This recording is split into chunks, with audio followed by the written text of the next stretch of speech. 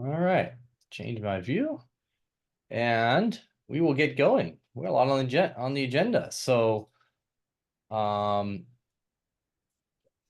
right, we got a lot on the agenda. I'm glad I see a mix of a lot of different people. We've got the bond issue to talk about. We got the budget to talk about. A lot of stuff happening on the budget, from the Alta Vista tennis courts to the parks to capital improvement projects to parking fees, parking permits, increases in development fees and licensing. We have a bond issue to talk about. If you haven't read about it, I'll briefly go over e-bikes, harbor, question and comments from the registration that I got from people, and of course the Metro meeting, which is the meeting behind me. I can go over that as well. And so it's a good amount of stuff. And as always, I invite everyone to throw your comments into the chat or raise your hand, and we will go from there. And I'll get to you as we finish up each subject. And as soon as let me just verify, make sure we're live here on Facebook. All right, we are one person, two people. All right, cool, perfect. All right, so without further ado, let's start off with the Metro meeting real quick. And Metro meeting, that was towards the end of the month in May, and it was after this meeting. It was after our third meeting of the month.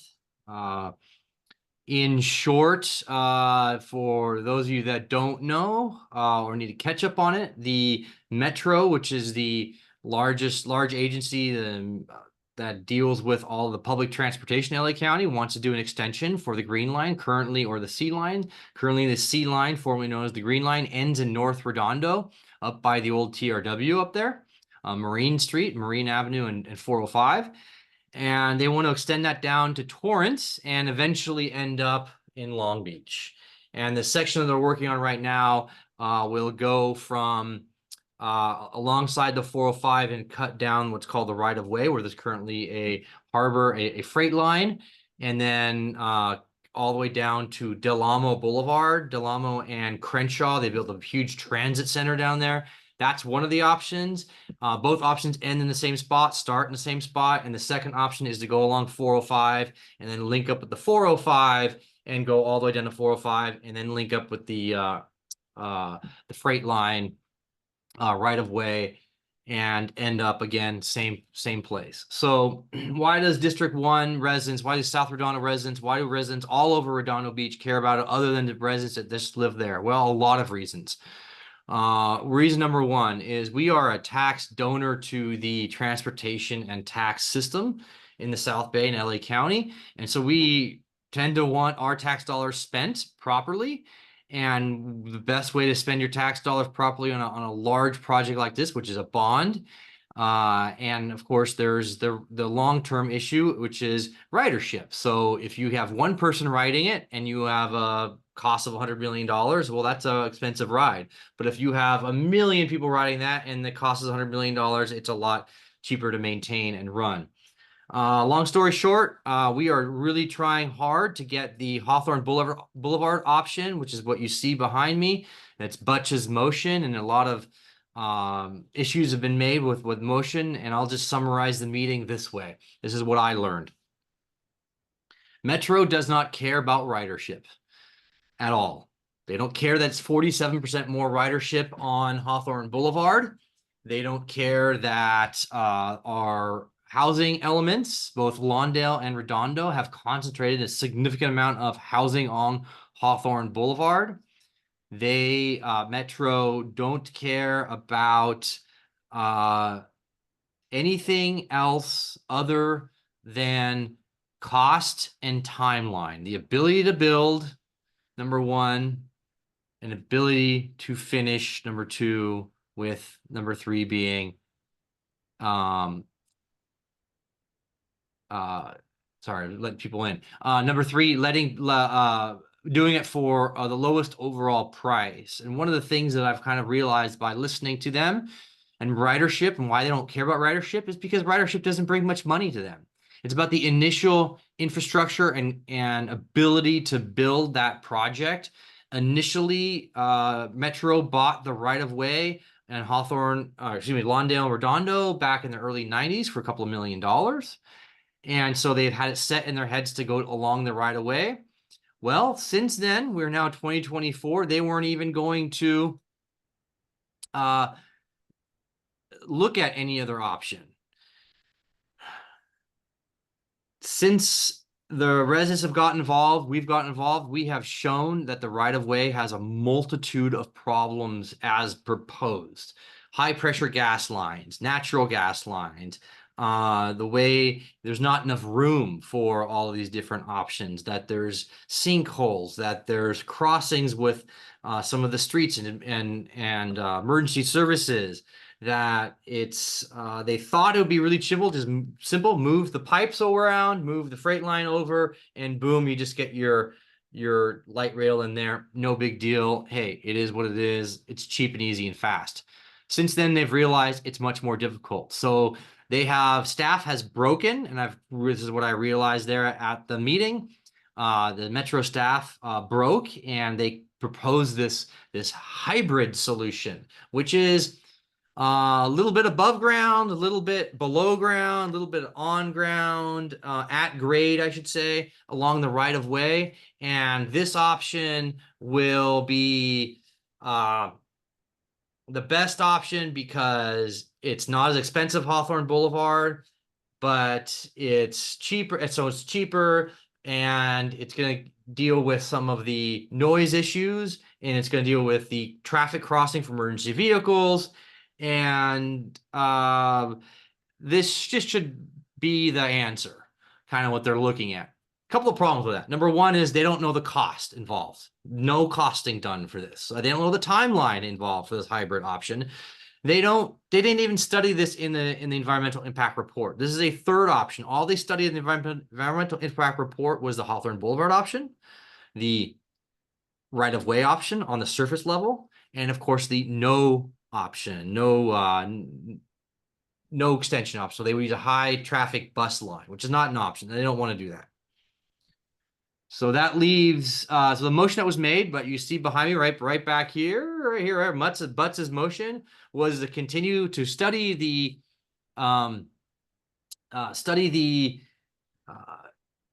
hybrid option, right-of-way option, fully understand the cost, timeline, building, and ability to build the hybrid option, and then further study and see the options and cost and timeline to build the Hawthorne Boulevard option.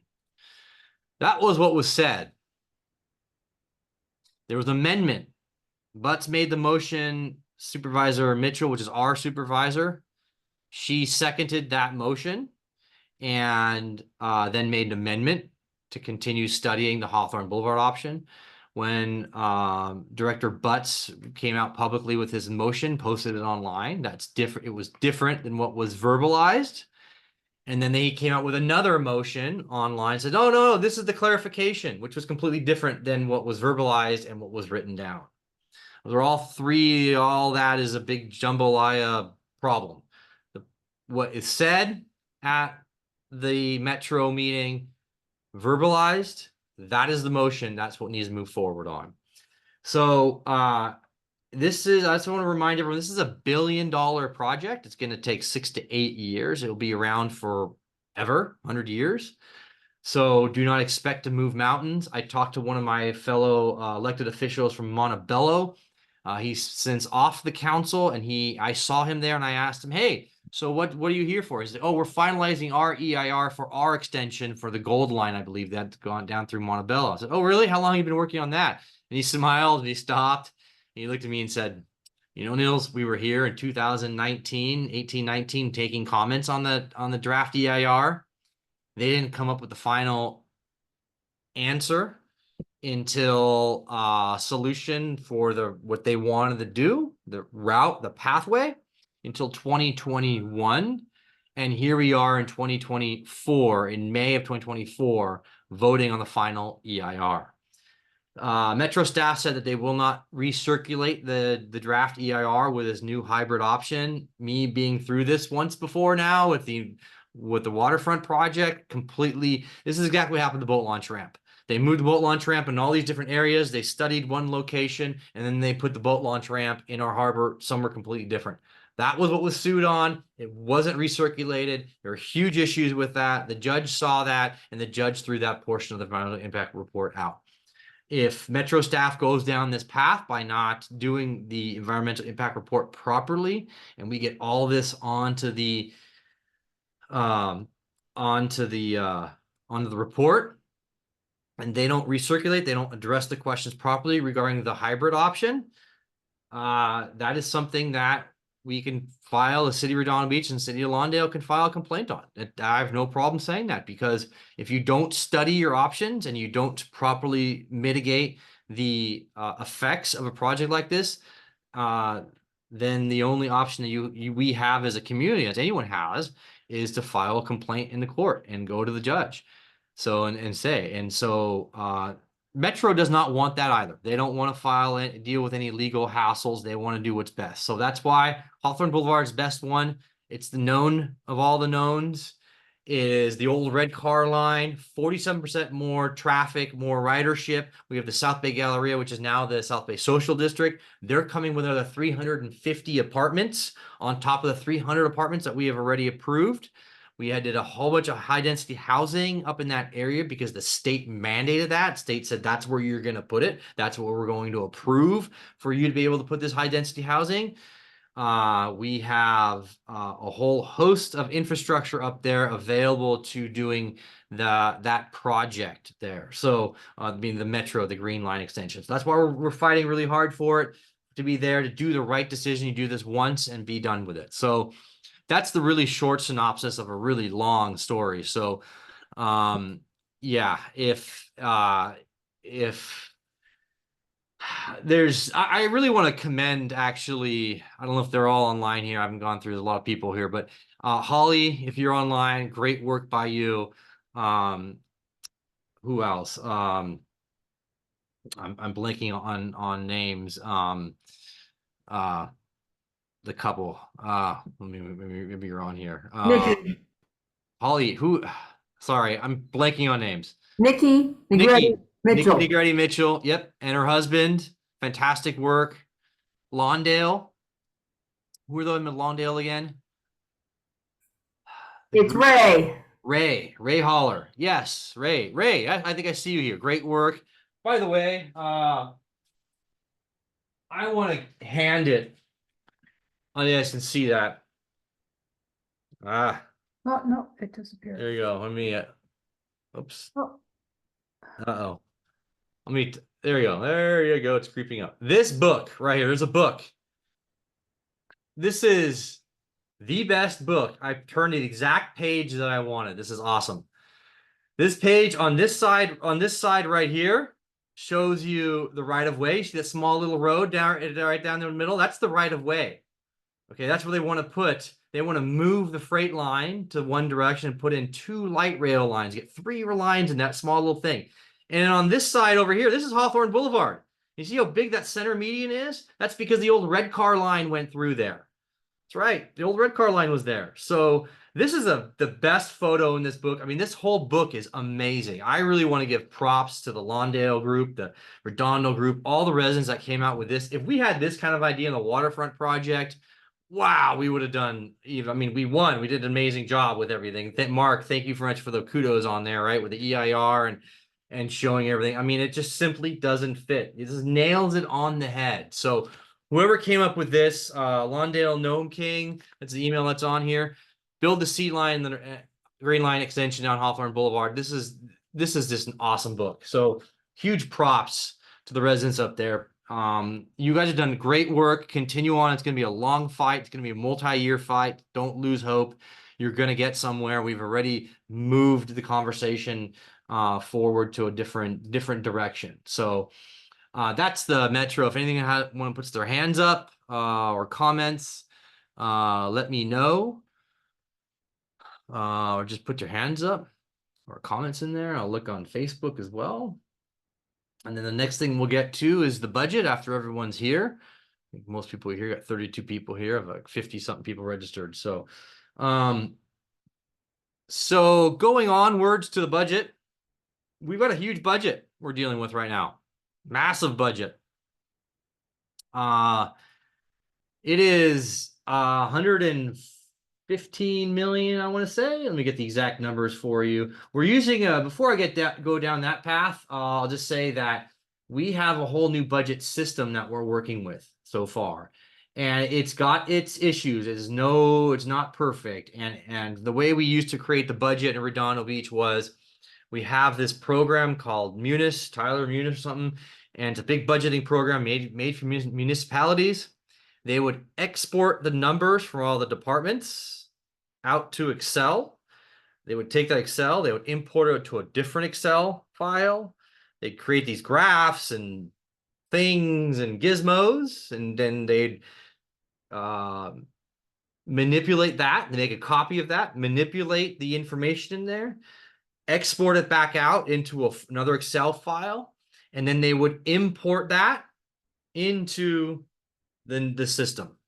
If that sounds cumbersome, if that sounds old, if that sounds like somebody hacked that together 20 years ago, 25 years ago, that's because somebody hacked that together 25 years ago, and we've been continuing to use that system. That's why you saw the budget book the way you saw it, and that's why they didn't provide a line item budget the way we do have a line item budget now, something I've been fighting really, really hard for in the last few years. They have the line item budget. They can tell you exactly how much money is being spent everywhere. It's just an inability to do it because of the way that they were doing the budget. So now we've got a new budget system. It's a templated system. They plug in the numbers. It pulls directly from the system that they use to manage the budget. It's a simple import and export, and it's very simple. In fact now they can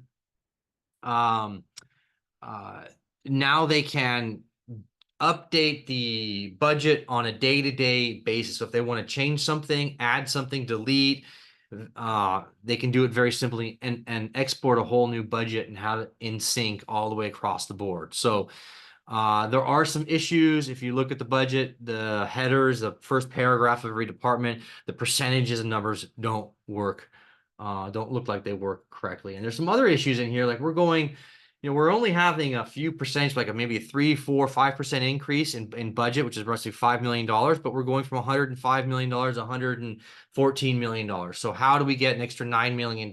Something I need to get to the bottom of. And I also want to get some more detail that is actually correct, because I want to make sure we are actually approving what we think we're approving, because I'm not sure if we actually are going through it.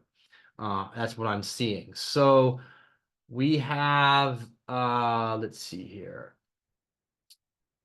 We have a bunch of proposed 523 budget response reports, which are basically questions and answers. Last week we went over the CIP budget, and 2 weeks ago it was the first real council meeting on the budget itself. I will say that I was not at the council meeting 2 weeks ago. I was on vacation for a couple weeks. And let's see here. This is budget response reports. Let's see. Post CIP. Let's see. Post budget book. There we go. Here it is. All right. There's a whole host of decision packages. So starting off the top here, I'll kind of go through some of these. Community development fees, that is basically when you walk in and try to get a permit to do a new garage, a new roof, build a whole house, do a wall.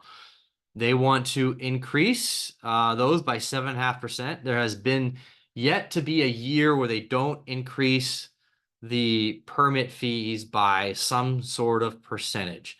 Last year, they said they would have a system in place, online system. I'm sick and tired of the paper, literal paper and pen submitting of all these things. And I said, we've been talking about for years, getting a system in place that's online.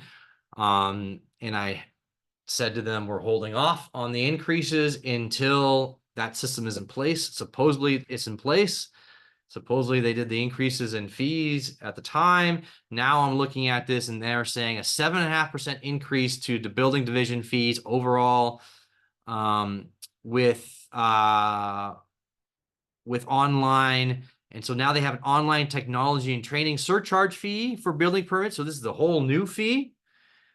And it's 0.001 cents per dollar value technology and training surcharge be added to all building permits. So I guess that means if you spend $1,000 on permits, you be charged an extra dollar in this surcharge, technology surcharge fee. And that is $73,000 annually. In net positive. Public Works Department increases. Public Works is track mat fees is increasing by 100%. I said, you heard that right. If they charge $50 for it, they're going to be charging $100 for it, and they'll be implementing this 50% this year and 50% next year. So actually, it's actually 50% last year, 50% this year. So doubling of those fees. Master fee schedule for police department is going up 10%, increasing. Solid waste admin fees, which is basically trash, and that is not your refuse fees. That is a different administrative fee internally. Community services fee, let's see here. That is recreation fees going up roughly in total 800,000. It doesn't say the exact number, but I will get to the details of that. So in the community services, if you play tennis at Alta Vista, there's a budget response report, decision package to redo the courts at Alta Vista. They are in severe need. Some of them are in extreme need to be redone. It costs $90,000 to be done. They plan on increasing those fees by it's a variable. So when I say variable, it is the pros, which are the people who teach classes there, are getting some sort of a weird rate, which is a lower rate than what the public charges. That's going to be brought up to standard to what everyone else pays. The total hourly fee, I believe, is going from $12 an hour to $15 an hour. And I believe there's been some talk to increase the yearly fee from $17. So you have to be a member of this Alta Vista place from $17 to $25. And that is to cover a lot of this work that's happening. And let's see here. What else?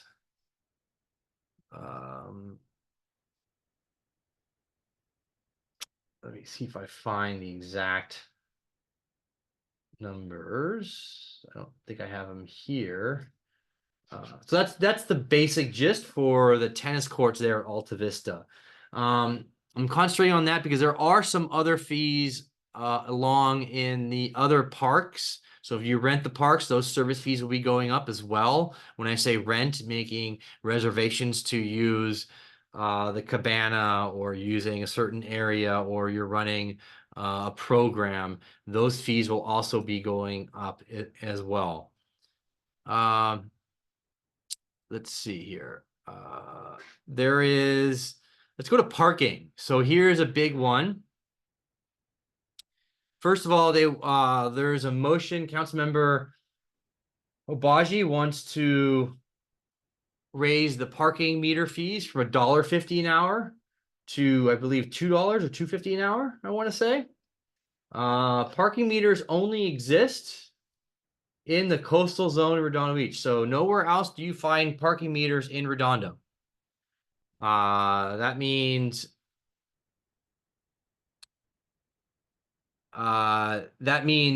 if you park along PCH or Aviation or Artesia Boulevard, you do not pay for parking. That's all free. So the only place only place that you pay for parking. Sorry, I was looking at the comments. Only place you pay parking is along the coastline. And here's what's funny about the coastline parking is, and I've pointed this out multiple times, it's not the residents that live here in District 1 that pay for parking. Especially those live along the beach. They're not the ones who pay for parking. They have parking passes, which allow them to park in certain areas for free, in the metered areas. It is the people that come from North Redondo, that come from outside of Redondo, that come to the coastline, that come to the Riviera Village. Those people end up paying for parking because they don't Uber down here. They come from too far of a distance. So it is the people who are visitors. Those are the people who are visitors who come to the beach in the coastal zone. Those people are paying through the nose. And Hermosa and Manhattan have higher fees. That is true per hour, and parking permits are more expensive. And that's why people come to the Riviera Village. But wait, there is more. So regarding the Riviera Village, there is a movement afoot here to get rid of the free parking during the Christmas period in the Riviera Village. So during the holiday period from just after Thanksgiving, about a week or so after Thanksgiving, to the end to New Year's, there is free holiday parking. So Manhattan Beach does this, Hermosa Beach does this, and we give free parking in Riviera Village and the harbor. That is to entice people to come down and spend money and be jolly and do some eating and hanging out. And hopefully they feel really good and do some more shopping. And we don't charge them for the parking. We get free holiday parking. So Hermosa, Manhattan Beach both do it as well. There's a movement afoot to cut that out. That's allegedly supposed to going to cost us by having this. It's going to cost us, so to speak, and because they don't know how much it actually is, so they're just making up a number, $225,000. I'd love to know what you guys think about that. I think it's ridiculous. I mean, Hermosa, Manhattan do it. You know, the few things that we have here in the harbor and the Riviera Village that makes it more enticing is that anyone that parks in Hermosa knows you are more than likely to walk away with either a ticket or a whole heck of a lot less change and money just for the ability to park in their downtown or anywhere in that city. Same as Manhattan Beach. Manhattan Beach will cite you for not having your wheels turn and curb all the way. If you don't have enough of an angle, just a little bit of an angle or straight, they'll give you a ticket for that. So that's how they make a lot of their money in those cities. And Redondo Beach is a lot more lax on that. And that brings down a lot of people to the Riviera Village and the harbor. And I think that's a great thing because we in the Riviera Village are having more sales tax revenue than ever before. And why would we want to hurt that? Why would we want to destroy, in my opinion, destroy or hurt businesses down in the Riviera Village? It doesn't make much sense to me. Let's see. Also, they want to increase the permit fees from $110 to $200. So anyone can buy a permit. You can buy a permit to park at meters for up to 4 hours at a time. Right now, it's $110. And I thought last year we changed it to $150, but staff didn't implement it or hasn't done it. I don't know what. Now, Councilmember Baji wants to move that to $200, almost a doubling. Raise the fees for the employees as well. So from 60 to, I don't know what it was, $80, I think. And that allows them to park in certain meters for their shift. And it is, let's see, so they want to increase the hourly charge by 30 to 50%. They want to raise the permit fees, parking permit fees. They want to get rid of the free holiday parking. And this is all along the coastline Riviera Village. So I'd love to know what you guys think. So I think it's, let me put it this way. About 10 years ago, they tried this in the Riviera Village, meaning they tried, the Grinch came through and took the free parking away. And Steve Assel was a council member at the time, and some of his words were like the dumbest thing we could have ever done. Public said, you're so cheap, you have to charge us during the holidays. We're going elsewhere, never coming back. There were comments to that, and this is what I've been talking to people about. All the things that they've been saying. So, yeah, if they go through with this and they want to continue down this path, I'll just say that when, oh yeah, no, actually they want to put, I think they said in here, spend $19,000. I want to say $10,000, $19,000 on getting ribbons. That's right. They put ribbons around all the meters. I'm not joking when I say this. Ribbons around all the meters for holiday cheer. So when you pay, at least you're going to feel good for the privilege of paying in the Riviera Village. Probably made with plastic too. Love to know how that will work when there's wind and there's rain and got a couple of storms coming through, how those long they'll last. But anyways, let's see, go to the comments. Free parking for the holidays, please. Yes, free parking. Yes. Give up the free parking during holiday courtesy will definitely hurt the shopkeepers. Yeah, I agree. If we get more parking fees, we'll probably lose part of that in taxes. That's a great point. You know, a lot of businesses are going to suffer. They're going to make less money to the businesses, which means less sales tax revenue to the businesses. They won't do very well. And oh my gosh, that's right. The retailers in the Riviera Village, a lot of these retailers, and that's where they make all their money, is during the holiday season. So now we're taxing them on top and making it even more difficult for them during the best time of year for them to make money. We're now hurting. Yeah, I didn't even think about that. Yeah, you know, there's been a lot of talk of putting parking meters on Artesia Boulevard.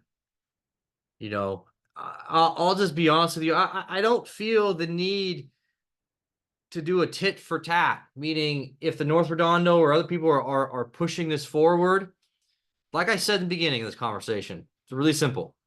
It's not the District 1 residents or those that live directly around the Riviera Village or the District 2 residents that live directly around the harbor.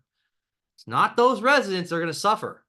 Those residents get down there by bike, by Uber, alternative methods.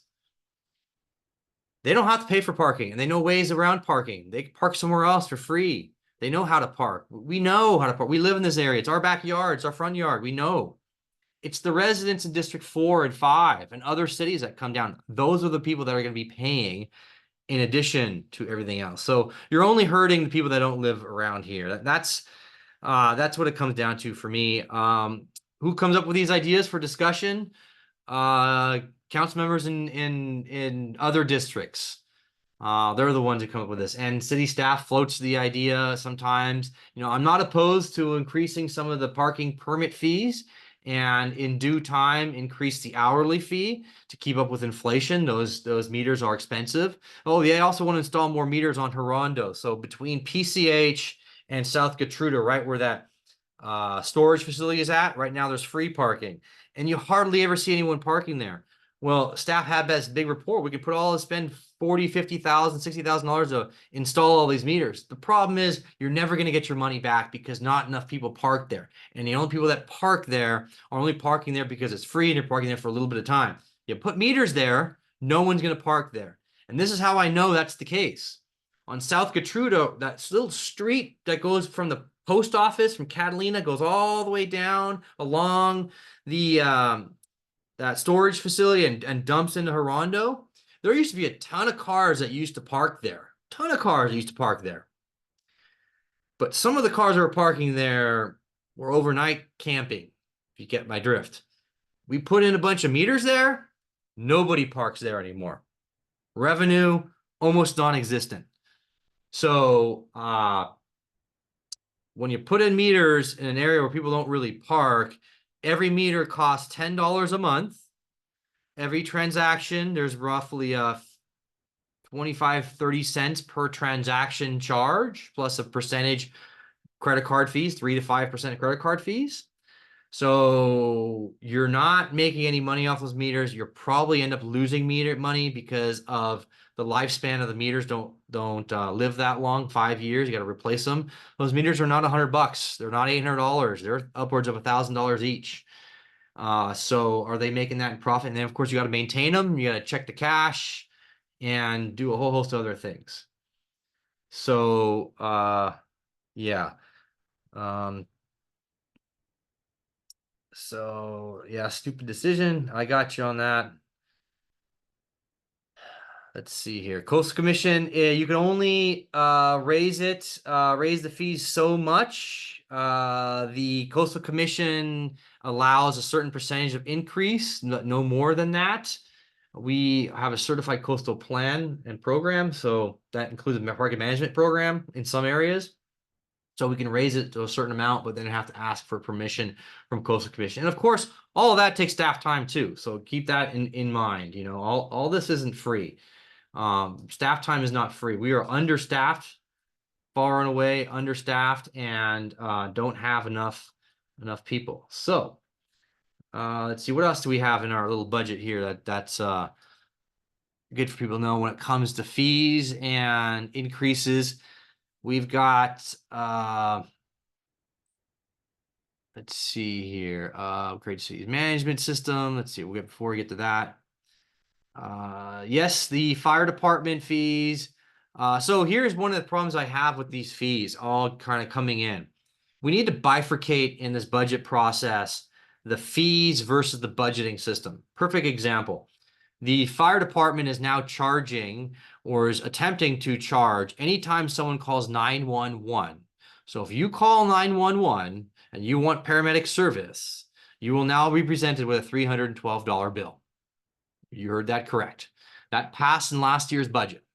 It was supposed to collect $980,000, $1 million, $1.1 million right in there. They said, oh, we won't be able to institute this program maybe halfway through the year, maybe a quarter way, a third of 40% of the way through the year. So we're only going to collect $700,000. You know how much we've collected so far on that 911 paramedic fee? So every time you call on one, $312 fee. You know how much we've collected on that? Zero. Absolutely zero. And that is because we've ran into problems getting the consultant online to institute the program. And oh, by the way, Redondo Beach isn't actually going to run this program. We're going to hire a company to run this program. So there's $200,000 there that goes directly to that company to run this program to collect the fees when you call 911. I am vehemently against this if you haven't noticed this by now. It's supposed to come back here in the next few weeks or months. Don't know when. I think it's a ridiculous fee. When you call 911, you shouldn't have to sit there and say, gosh, will I get charged? Is this worth an extra $312? You know, I'll tell you right now, a lot of people on the beaches, you know, lifeguards on the beaches, while a lot of them are paramedics and EMTs, myself, I'm an EMT. Certain protocols require that the paramedics get called, which means it is not even up to you whether or not paramedics are called. If someone else can call the paramedics on your behalf, and you can be sitting there, I'm okay, but they show up on your call, they take your information down, and whether they send you to the hospital or not, you're going to get this bill. It's to me, it's a huge issue. I don't believe in it at all. I don't know why we're going down this path. Our interim fire chief has brought this forward, and I just don't agree with it whatsoever. It's just an extra hassle rather than it takes our eye off the ball, focus of what we need to get done in our fire department. And I'll get to that in a few minutes as well. The health insurance cover these fees for patients. Some health insurance covers these fees, but health insurance, if you get transported by the ambulance, there's a $2,000 fee for the ambulance fee, right? Or more. So you have a deductible, and some is going to be covered by deductible, some of it's not going to be covered by deductible. It all depends on your insurance. And that's what it comes down to. You have really good insurance, it's going to all be covered. If you don't have good insurance, you're going to be paying out of pocket for it. And it's it gets really complicated quickly. It's why other cities don't go down this path. So talking about fire department paramedic fees, there's a budget response report in here that talks about from the fire chief. He wants to institute the ability to or what's called our transport rights. Back in the 1980s, Redondo Beach gave away the ambulance services or the transportation rights. What does that mean? So every city at one point in time had the ability to transport patients in ambulances to the hospital. So when you call 911, paramedics show up. If you have to go to the hospital, either the fire department or an agency like McCormick would come and pick you up and bring you to the hospital. Sometime, I believe in the 80s, Redondo Beach gave that right away to the county. This comes up roughly every 10 years. The last time it came up was 2016, 2017, right in there. And this fee or this service, Manhattan Beach never gave up their right. They were smart. They never gave up that right. They make a few $1 million per year. And the way it works is the county looks at your proposal and says, who provides, number one, the lowest cost per service. So if you get a ride for $2,000, great. If someone else comes in at $1,500, great. They're going to choose that. The second thing they look at is availability and response time. So if you say we'll come in at $1,500, but it'll take us a half an hour, and the next person that comes in and says $2,000, but we'll come in 10 minutes, they'll go with the person that goes 10 minutes. I know a lot about this. I talked with a lot of different agencies. I talked recently with the Rancho Cucamonga Fire District. They got their transportation rights back. In this whole transportation ambulance world, there is a significant issue with the service that's being provided. They're not providing on-time service. They're not providing enough EMTs. The people that run these things are underpaid. They don't have enough of them. So our fire department has been transporting people because that's what it takes when McCormick doesn't show up or any other agent, people we contract with. We tried to get our ambulance rights back in 2016-17 under Metzger, the former fire chief, and that went absolutely nowhere. And the reason why it goes nowhere is because if you're expecting to buy all new equipment, new ambulances, and get a program up and running and train those people and buy all the equipment like the iPads and the services and the billing software, you got to make that money back in 10 years. And like I said, the county looks at your 10-year span and says, what's it going to cost for this 10-year period? And what's your ability to respond? Time. County did not give us those rights, under no surprise. Our fire chief wants to go down this path again. Our interim fire chief wants to go down this path again. I think it's a great idea for us to try to go down, but it's got to be done right. And I'm not sure we in Redondo Beach can do this right. We've got so much on our plate right now. The number one issue is if you have an ambulance at station 1 and an ambulance at station 2, 2 ambulances, that's 4 people. Where are you going to house these 4 people? Let's just start off with that conversation, right? We just had a bond conversation, our fire department conversation, our fire stations are completely falling apart. Completely falling apart. They were past due. They're 60 years old. Former fire chief in 2002 has a quote in Daily Breeze that says they've outlived their useful lifespans in the Daily Breeze. And since then, we've done no major work, and I've been pushing really hard to get in that. That's a bond conversation. I'll get in that later on more in depth. The conversation here at hand is about the ambulance service. So can we win that? If we do it right, I think we have a good shot, but we have to have the right infrastructure in place. We could make money off of this, and it's going to take some serious effort and work. And unfortunately, right now, I think Redondo Beach, we have our hands full with everything that's happening from infrastructure to services and getting ourselves back up and running properly. The fire department that's been completely in disrepair. We've had fire engines that have literally burned up in the station. We've had replace all of our fire engines. We've had to buy new equipment, new training. We don't have any software to document training in Redondo Beach. And we were sued and we paid out $1.8 million last spring. $1.8 million lawsuit we had paid out on. So we got to take care of these issues first. These are structural issues. These are long-term issues. Take care of those first. It's going to take a long time. It's going to take money. And once you fix that, then I think we can start moving on towards the conversation of ambulance services. I think the best way forward for ambulance services is just to start off with an adjunct, meaning we are there in addition to McCormick or one of the other third-party private ambulance services. They do it for cheap. There's a reason why they can do it for cheap. They're private sector. They don't have all the costs that we have in public sector. So that rounds out. And of course, the police department. Police department is asking for a ton of money to redo their interior, their buildings. They want also crossing guard services, 22 intersections for an additional funding for maintain 22 intersections in total. I think we have 27 intersections.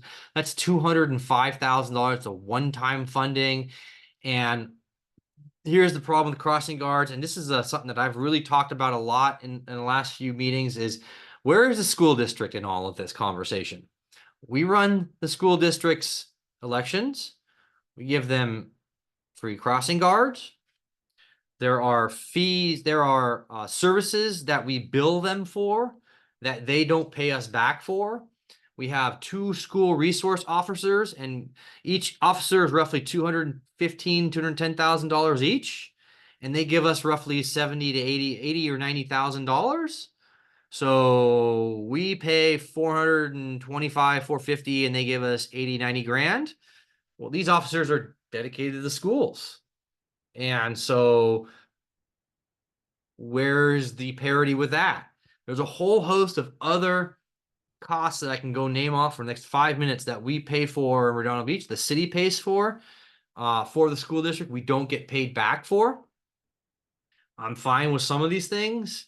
You know, some of these like crossing guards. Some of these are our intersections. Great. You know, these are our intersections, but hey, these are their kids. They're going to their schools. We've done a lot of things around the schools, like paint and stripe the crosswalks in the yellow and greens and put up signs and flashing LED signs. A lot of things that we do to keep our intersections safe around schools. So I think you'll see a lot more focus on what the total cost of the school district is that we're giving.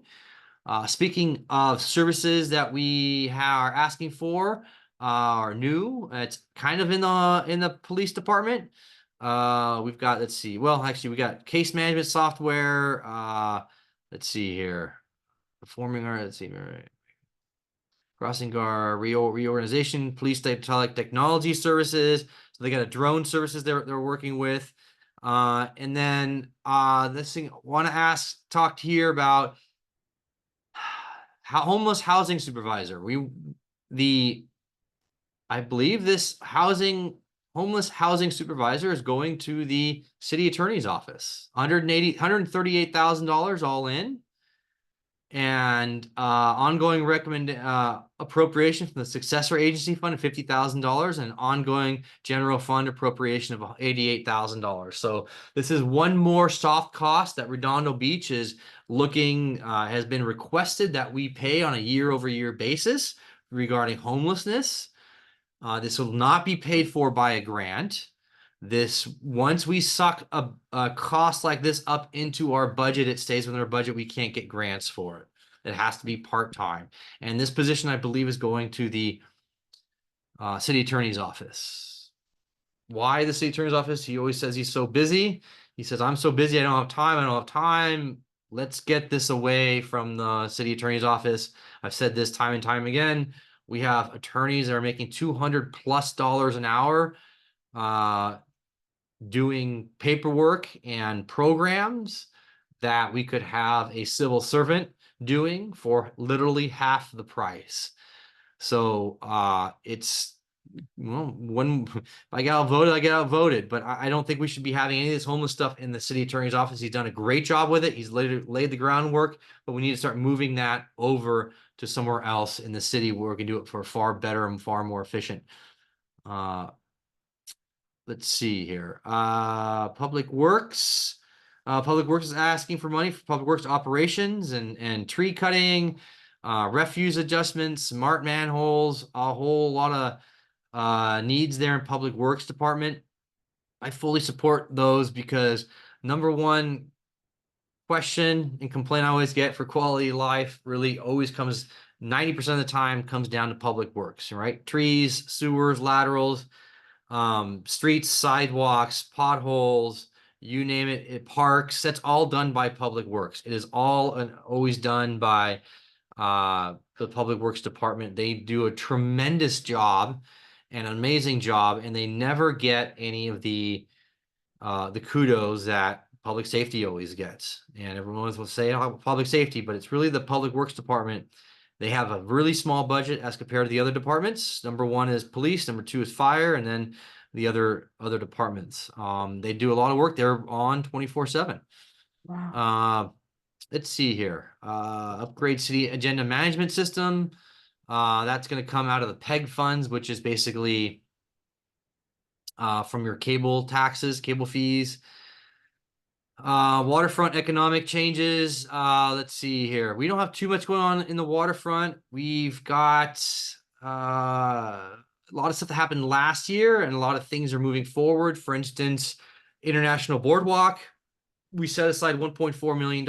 As soon as Labor Day is done, the next day, that Tuesday of Labor Day, they're going to be tearing up the International Boardwalk and putting down pavers. $1.4 million project. The Basin 3, which is right where Quality Seafood and Naja's at, that whole area. That will also, we just got a federal grant for a couple of $1 million. And that couple $1 million was going to help pay for redoing all the docks.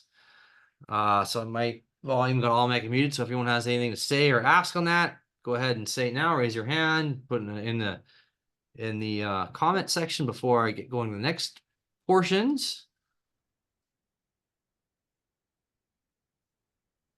Let's see. Part-time employment, citywide training. There's a lot of part-time employee schedule.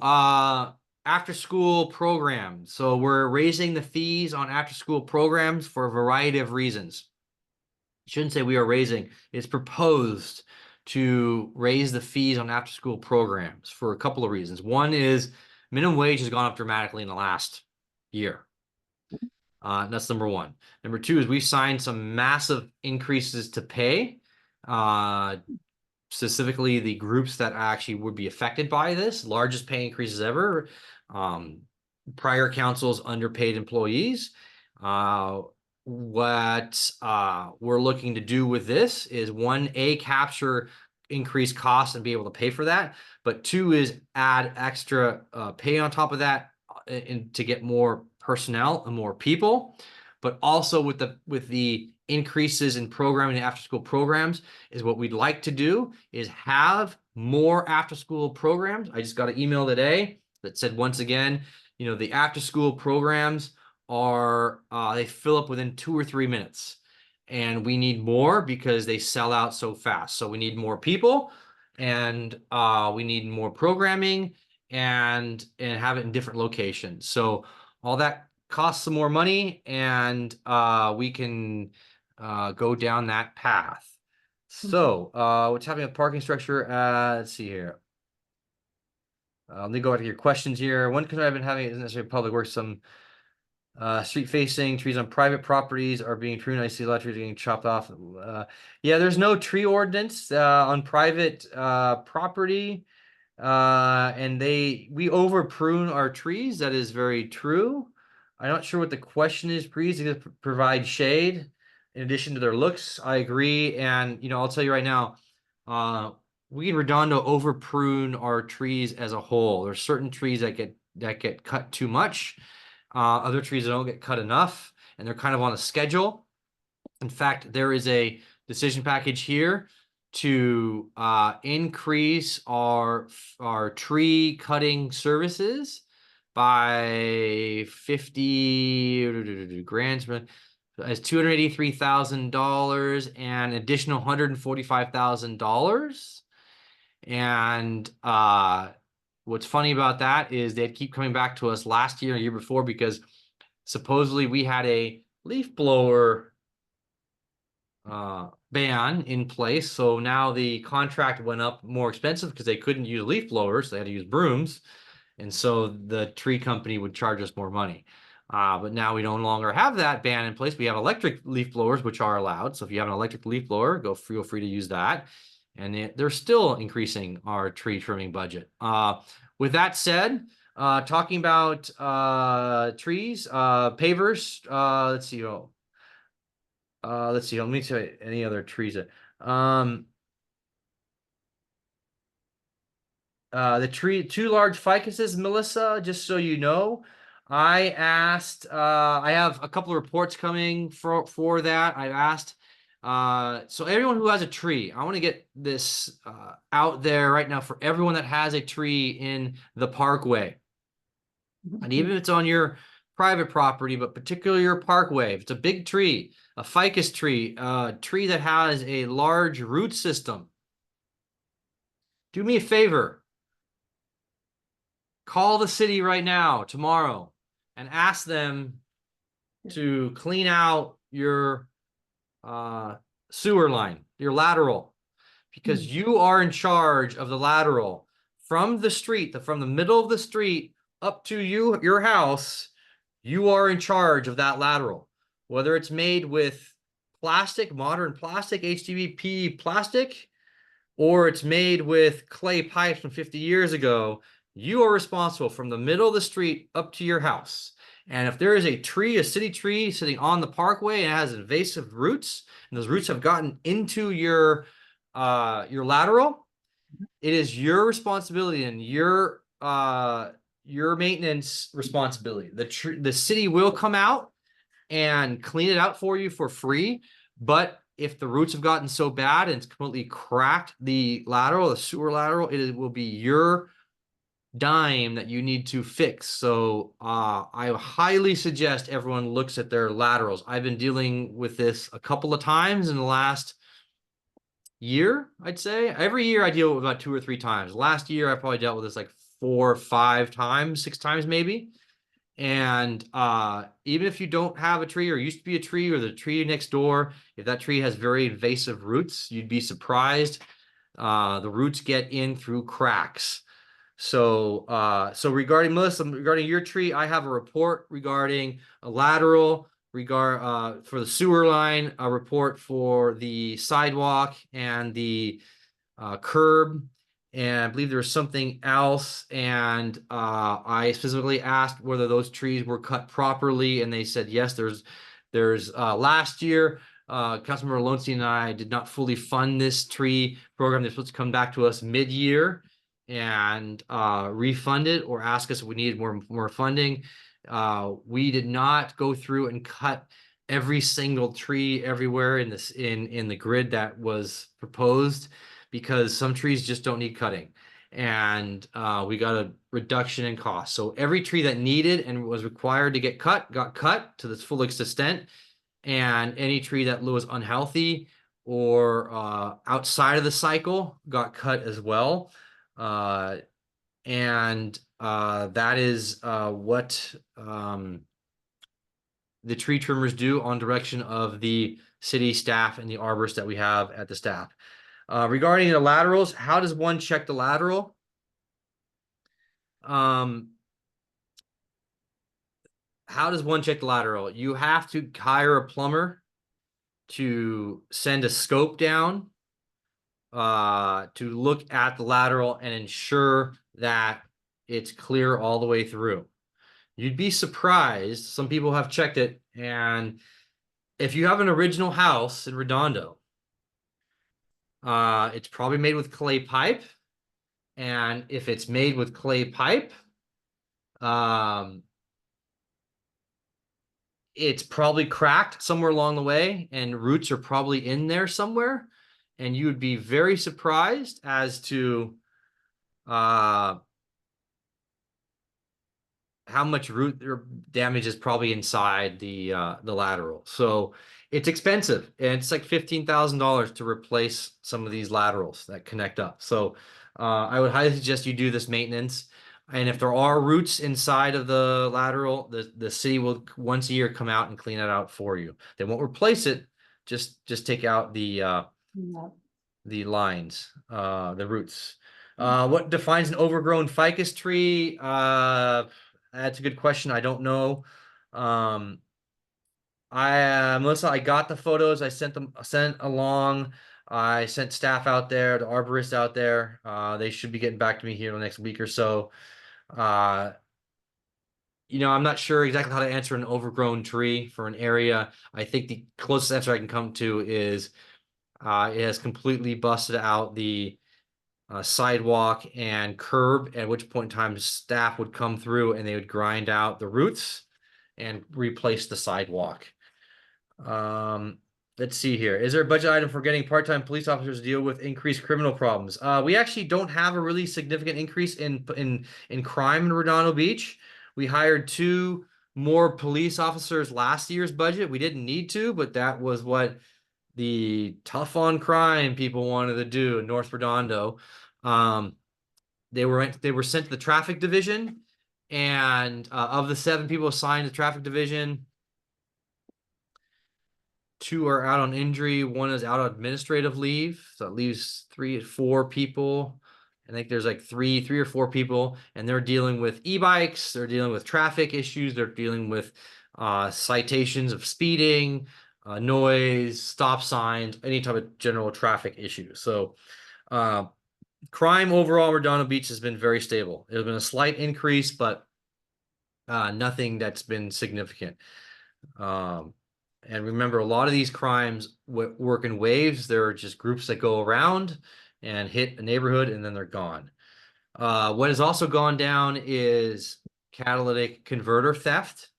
That's gone down dramatically, but that also comes in waves. So be careful. Stay vigilant. Report everything. Let's see, there's another question here. Answer the position of the budget homelessness in our city budget. We can't qualify. We cannot qualify when grants for money. So we make homelessness part of our budget now. Yes. So once you make a positions like homelessness into your budget, and you budget for it over a year basis, you no longer qualify for grants.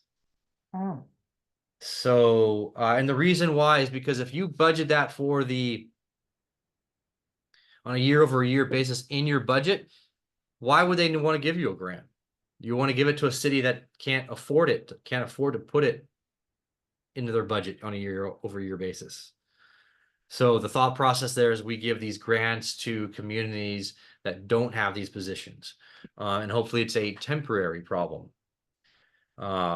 So we do get a lot of money from the state, and we do get a lot of money from the county regarding homelessness, but it's nowhere near covers the full actual cost, the soft costs over years.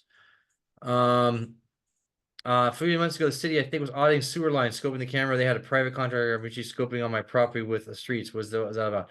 I don't know, Adrian. It was to everyone, so I don't know what that was about. I don't believe the city has ever done a full inventory. I could be wrong. I don't know. Don't hold my word to that, of all the sewer laterals, but the city has done a full inventory on all the sidewalks.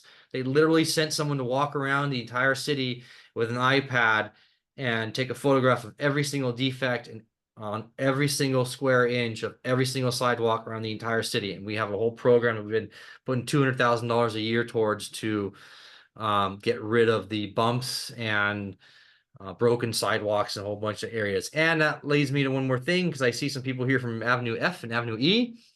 If you see a sidewalk that is filled with asphalt, that is not right.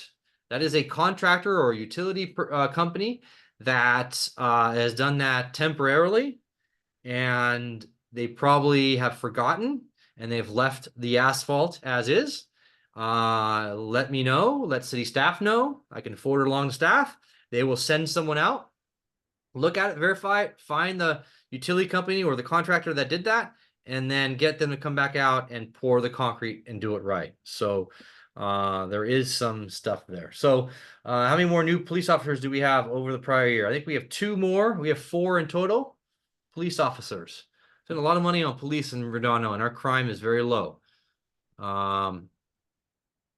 Let's see, what else can we talk about in this budget? How are we spending our budget? Library, spend some money on our library. Waterfront economic, we're not spending really too much money there other than our usual amount. Litigation and paralegal.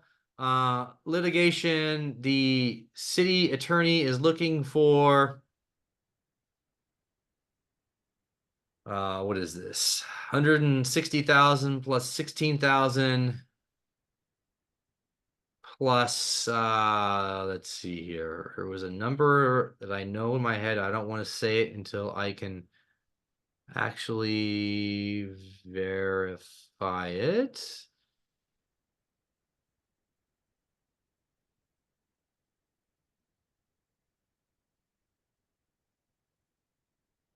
Part-time. Yeah, I can't find it off the top of my head right now. Maybe I'm missing it somewhere. But anyways, city attorney is looking for a hefty increase in his budget. And for those of you that don't know, our city attorney primarily farms out all of the legal work. So, and whenever we get sued, we almost never defend it on our own. We always hire a third-party service to deal with the lawsuit. And in fact, the great SB9 lawsuit that we just won, that turns this Senate Bill 9, take a single family home, split it up into 2 townhomes. We actually paid a private firm, Alishire Winder, Pam Lee, and what's her name? Sunny Sultani. They actually fought that. They actually wrote everything. Lowering the pay of the new city attorney, that comes up in September. Actually, we set the pay rates for the city attorney. For those of you that don't know, our city attorney, Redondo Beach, is in the top 5 elected officials in the state of California. Gets paid more than the elected city attorney in Huntington Beach. Gets paid more than the elected city attorney in the city of Los Angeles. So that's a lot of money. And makes more than the governor. Yeah, makes more than the governor. That's always laughed at. At least the governor gets a entourage to follow him around and a police wherever he goes. And gets helicopter rides too. So I don't get helicopter rides. Neither does the mayor. I don't have to get a police escort either. I get police escort. Let's see, the scoping. Okay, so what happened with the new logo? Oh, the new logo was approved a few weeks ago, Melissa. Oh boy. Oh boy. I don't even know if I want to get into that. Let me see if I can find my image of a logo. Boy, if I can find it here while I'm talking, I will do that. But the new logo was chosen. It's the straight water with straight lines and then a triangle and another triangle with around in a circle. And I've had a lot of people come up to me and say, why don't you Google sales in Google, boat sales, and you'll find out with much better ideas. Yeah, I'll just leave it there. I voted no on it because yeah, that's all. I'll leave it there. So anyways, so let's see what else we got here. Anyone have any questions on our budget? You guys are putting a lot of the new logo is not going to cost us any money, Melissa. It's going to be integrated as we move on with time. We have to still choose the colors. Thought we were done. We're not. We have to choose the colors of the logo. And so as we print business cards, We'll be putting the new logos on there as we print signs and letterhead. We're putting the new logo on there as we get shirts and patches. The new logos will go on there. The police department will keep their city seal because no one else can use that. That's not something that will be used. Drive slow, be happy. All right. Let's see. Parking structure of the pier. A lot of money is being spent on the parking structure. We allocated 10 million, 15 million last year. The parking structures, there's actually 2 parking structures. Well, there's actually technically 3 parking structures in the pier area. One was built in the 80s, 70s, 80s, late 70s, early 80s. And then the one was built in 1958, which is actually just fine. 1958, 1960, and then one built in the mid 60s. And that is the one that everyone looks at and sees and thinks it's falling apart. It's not falling apart. It just was built with the wrong concrete, blah, blah, blah. It needs some love. That parking structure has not gotten the proper maintenance that was required in the last 30 years. Literally, that's what the contractor says, that we can tell there's no proper maintenance being done, even maintenance being done to this over the course of the last 30 years. We've got it back up to speed. Those parking structures, by the way, speaking of the harbor, I can start transitioning to the harbor.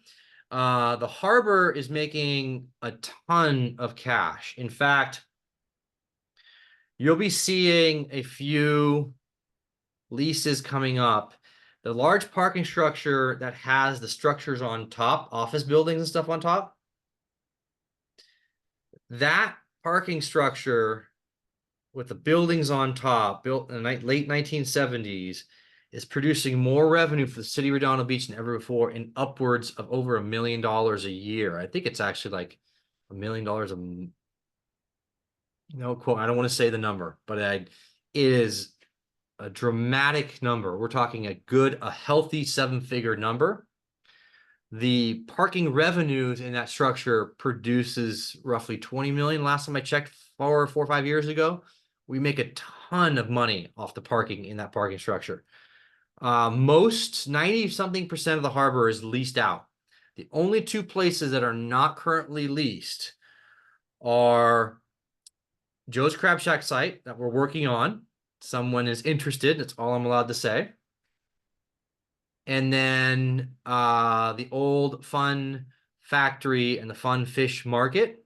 That's roughly 30,000 square feet. We are marketing that. If you want to rent it, let us know. But it won't be available for roughly a year. They have to do seismic work on the interior of it. And that's been sitting there vacant for a long time. And there's some other revenue opportunities, some other buildings there on top of the concrete pier that we're looking at. And over by Old Tony's, there's some spaces there that came up for rent. There's a new restaurant called King Harbor Cantina, which took the place of Samba's. They are doing fantastic in business. The food I heard is absolutely awesome, and I heard is really, really, really good. So the harbor is making money for the city hand over fist. It is just producing cash like crazy. The problem is there's 2 different portions of the harbor. There's the tidelands and uplands. It gets complicated. Tidelands is state-owned land. So, for instance, the Seaside Lagoon, that is all owned by the state of California. It is in a trust. And then there's the uplands, which is owned by us. Shade, for instance, Shade Hotel is in the uplands. We own that land. The harbor as a whole generates more revenue for the city for the last 10, 15, 20 years plus than any other portion in the entire city. And one of the reasons why, I'll just go over it real quick, is because places like Shade Hotel that came online is a perfect example. If you spend $100 at Shade Hotel at the restaurant, we have a percentage of net revenue. We get 8% or 9%, so say 8%. So $8, that $100 will go into our pockets. Plus there's a 8 or 9.25% tax. We get 1% of that. So there's another $1. So we'll get $9 off that $100. Just for that $100, we'll get another $9. Wow. If you go and spend the night there for $100, we have a TOT tax that's there, right? At 12 or 13%. So let's say it's $13, 13%, so it's $13. So that's $9 plus $13. That's $21. So if you spend $200 down there plus taxes, the city of Redondo Beach gets $21. And nowhere else in the city do we have that kind of revenue being created. It's one of our best performing leases in the city and all over throughout the Portofino. We have a TOT tax, general sales tax. Captain Kids is doing better than ever before. Quality Seafood is doing better than ever before.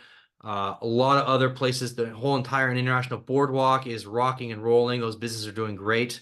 So the harbor is producing cash left and right, and we're investing a ton of money too in the infrastructure that has been invested in. One thing too, that we have a bunch of hotels on Marine Avenue, and that was a really complicated structure set up roughly 10 years ago, 10 years ago, maybe more, 12 years ago, something like that. And basically there's a fund. The city owned that land. I'm not sure exactly how it went, but there was a fund that was set up, and it roughly has to have $8 million in there. And we can dip into that. They can dip into that if they have bad years. So that was fully funded. We were making $5 million, I think, something like that, roughly on that. And then COVID hit. And so during that point in time, the Marine Avenue hotels were not doing very well. And they were dipping into that fund. Now they're replacing that fund. And so we're just starting now to get some of the revenue back from the Marine Avenue hotels. So speaking of the revenue, our property taxes in Redondo Beach have gone up by over $1 million to $36 million. So this is the highest revenue that we're ever going to get from property taxes in Redondo Beach. Our sales and use taxes is $11 million, going up by 83,000 and change. And what's important about that is we are almost at our peak high. So our peak high was 8 years ago, more than that, 10 years ago, 9 or 10 years ago, when Nordstrom's was at the South Bay Galleria.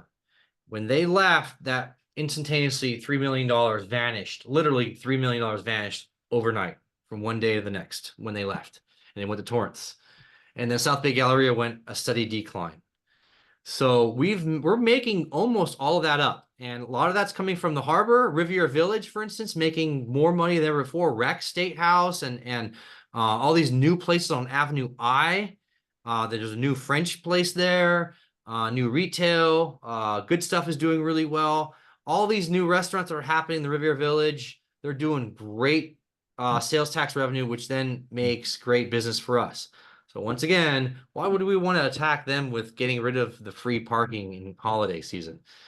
Don't ask me. Anyways, user utility tax. We're going up to 8.5. We're projecting 8.5 million, 9 million right in there, which is flat, which is actually up from $7.5 million. And that's because your utility taxes, so your gas, electricity, are going up. And also Zoom, you'll be noticed you have a Zoom charge. If you pay for Zoom, there's a little charge for Zoom in there. Local taxes. So there's some of that in there. Oops. And then you share the screen. And property tax in lieu of vehicle license fee.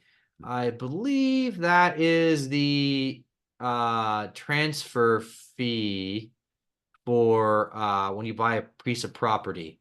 And that's $1.5 million. Our transit occupants fee, our hotel tax is going up by 1.5 million, which is a 22% bump, which is what the bump that you're seeing from the Marine Avenue hotels. And that's back to 8.2, which is not quite record highs, but getting there to record highs. So pre-COVID. So that's huge. Other taxes, 4.6 million, which is roughly stable. So doing really well on sales, property tax, doing really good on sales and use tax, so sales taxes.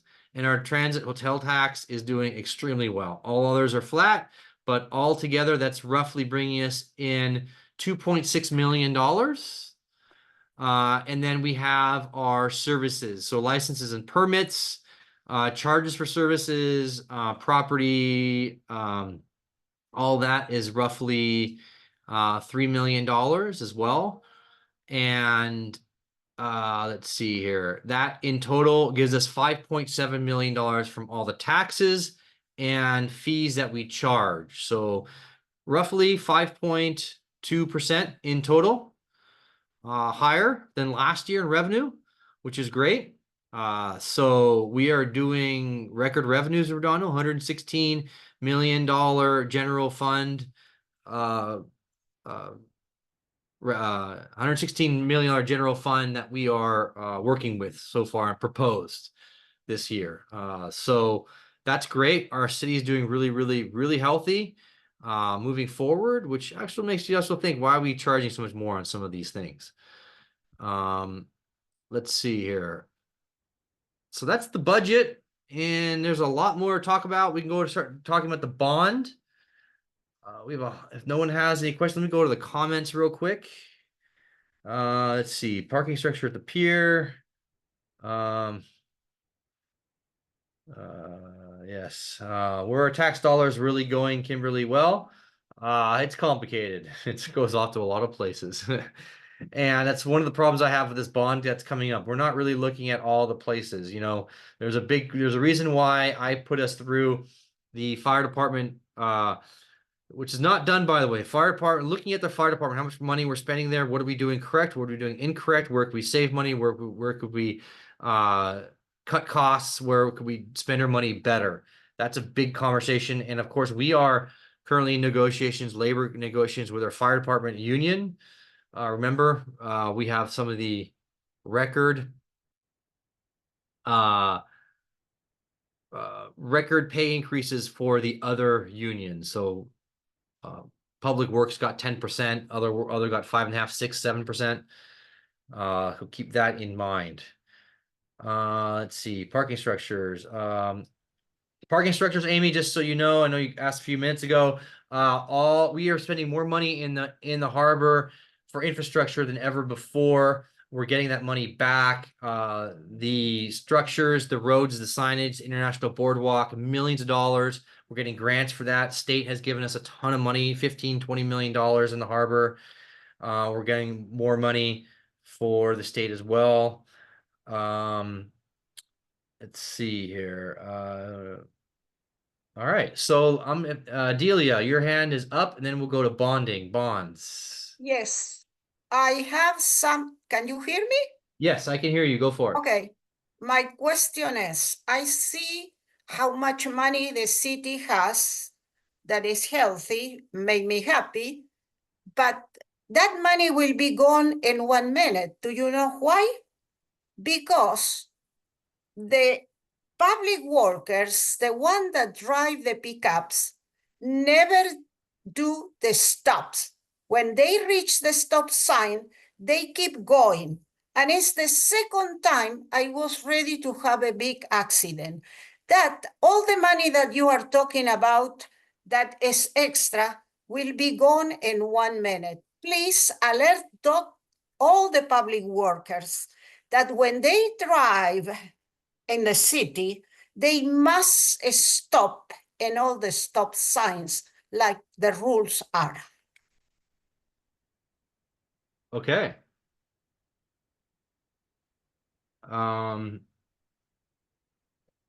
Stop signs. We spend a lot of money on streets and stop signs, enforcement of stop signs and e-bikes. I will. I'll just tell you that when it comes to our city and enforcement, we are catching up in many ways. Remember, when we hand out a moving violation, we get very little of that money back. Parking tickets, we get a lot of that money back, but not all of it back. So just because we enforce the rules doesn't mean we get the money back. But with that said, we'll go into the e-bikes conversation a little bit later on. I've told the police chief last December, stop doing this quality of life enforcement and handing out tickets for leaf blowers, and feeling bad about parents that get a $396 ticket, because they literally said that. They felt, well, we feel bad for the parents who get a $396 ticket for their kids on an e-bike. I'm like, I don't care. You are going out there and handing out $100, $200, $500 tickets for leaf blowers. Those are people trying to make a living. And kids on e-bikes violating stop signs, going too fast. That is a greater public health issue, public safety issue to both them and others. Ticket them. I don't care for what. I don't care if it's the tire's not fully inflated. I don't care if it's, you know, the wrong paint color that's not chipped and whatever. I don't care. Just ticket them. And what you're seeing now is the last few weeks is the kids who've gotten out of school who end up feeling they can do whatever they want to do. And that's the ramifications. And Hermosa Beach went crazy, and they have these new urgency ordinances, and they're really taking a hard hit. And the basic premise here, I've talked to council members in both Torrance and Manhattan and Hermosa, and I've said, here's the thing, we just need to do enforcement of everything. I'm tired of seeing officers or hearing stories of kids running through stop signs and going too fast, or speeding on sidewalks, people seeing an officer, and the officer saying, what can I do? You give them a ticket. That's what you do. I get that all the time from residents, and I hear you. I've been bringing it up to the police chief. They've responded in the last few weeks. Memorial Day, they gave a lot of tickets, and they're giving a lot of tickets moving forward. And to me, there's no more carrot. There's only stick. They know that they're doing wrong, and we need to respond appropriately. And Chris, yep, I hear what you're saying. Kids, ticketing. It's a safety issue for everyone. And it's something that I've said for a while. There's only so much education you can do, which I'm a big fan of, and diversion programs. But when kids blatantly get on e-bikes and go as fast as they want upstairs and do things that, you know, I can tell you stories. I'm sure we can all tell each other stories about what's happening. There need to be ramifications, repercussions. Luckily, it's not as bad as Manhattan and Hermosa. They were much more combined and smaller. Let me go back to the Facebook comments. Off topic, there's Pierre, the vagrant murder. Someone, yes, the person was arrested, and there's arraignment or similar later this month. He was arrested. Valsegano, Manhattan Beach seem to thrive financially. Why do we seem to lag? Well, I'll tell you why. You know why we lag at Redondo Beach. And it's very simple. The Galleria is depressing. And, you know, we in Redondo Beach, we approved that housing development and commercial redevelopment project in January of 2019. I remember the exact time. And we made that project better by coming to the council. The owner at the time afterwards said to us, you know what, this is actually a better project. The owner who went down to the podium and said to us, we will never sell. We are long-term. It was QIC, Queensland Investment Corporation. They were from Australia. Guess what they did a year later? They sold their interest. So, Louis Vuitton, LVMH, Louis Vuitton, Monet, Hennessy, yes, that LVMH, they bought the rest of the interest. They only have one other mall in the world. I believe it's in Florida. And they were trying to do a development in Beverly Hills, sunk a ton of money into it. Beverly Hills rejected them. So El Catterton, that's the word, El Catterton. We approved them for 300 apartments in 2019. They're coming back for 350 more apartments. The EIR that was passed in January 2019 had 650 apartments in total. That was studied and designed. They have a design. They're coming back to the Planning Commission. You know, long story short, I'll just say this. In the environment they were in January 2019, they had a changeover in management and ownership, investors. Then COVID hit. And then interest rates changed. and then interest changed some more, and now they're at a point in time where the only thing that really makes a lot of financial sense is building more housing with redoing the interior work. Gee, surprise, surprise, malls and expanding retail doesn't work so well in this day and age.